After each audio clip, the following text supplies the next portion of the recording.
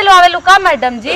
Madam जी पहलवाते पहलवाते तो बूढ़ा हो गए। तू सब कितना पहलवावे ले? तू लोग आपल बतावा। भैया लोग वीडियो में का होवे वाला देखिए ले लेवा। वीडियो को फुल वॉच करिए। वीडियो पसंद आई तो लाइक करिए। मैडम जी आप नहीं पिलवाती हैं क्या? ये बात कथी बोल रही है तू? ये बात तू कथी बोल रही है? मैडम जी के शर्म आवता? तोरा के लाज नहीं लागता कि कैसे कहा था मैडम जी के? मैडम जी ना देखा था बूढ़ा हो गए बाब।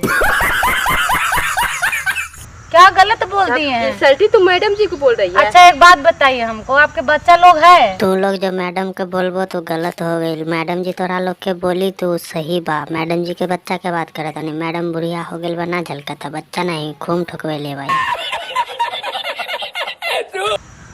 है कि नहीं है? तो बिना चुदवैले पैदा कैले हो का? हाँ रे बुढ़चोदी हाँ, तू आखिरी बार सही बात बोल ले बा। बिल्लू के मन पसंद के बाद बिना चुदवैले पैदा हो गई 3-4 गो बच्चा का।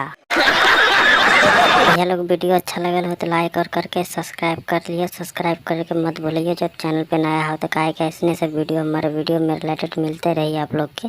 तो वीडियो को लाइक करके शेयर करके सब्सक्राइब कर लिया। चलो आज के लिए इतना ही। Bye bye.